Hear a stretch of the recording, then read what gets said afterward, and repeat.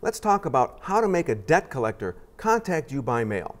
If you're in a situation where you're in collections and you're getting phone calls that, let's face it, they can be annoying. All right, well, how do you get the debt collector to stop calling you and contact you by mail? Well, the answer is, you could say it's a little simple, but there's a smart and efficient way you need to do it. And that's just simply write them a letter. You see, there's a federal legislation called the Fair Debt Collections Practices Act. The FDCPA outlines your rights as a consumer when it comes to you experiencing collection activities. And in Section 805 of that act, basically says if you write a letter to the collection agency and say, hey, contact me by mail only, stop contacting me about this debt, they have to comply.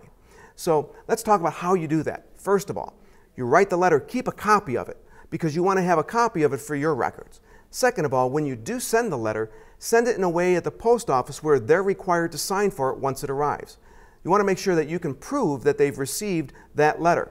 And what you want to do is check online, check the online system that the post office uses, so that when you do see that they've received the letter and they've signed for it, print that out and staple that to the letter that you sent them, the copy that is, put it in your file drawer. They, by law, are no longer required, or I should say they are no longer allowed to contact you by phone. All writing from that point should be in, all communication from that point should be in writing. Now, you have to realize when you do this, you should also add to the letter that they cannot contact you by phone at work. Because, let's face it, sometimes they try to get tricky.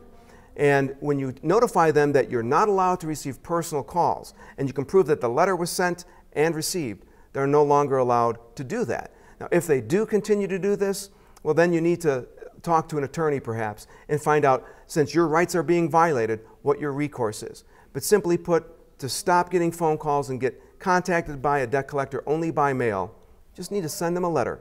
Make sure it's certified, and make sure you can keep records and track the reception of that letter, and you should be good to go.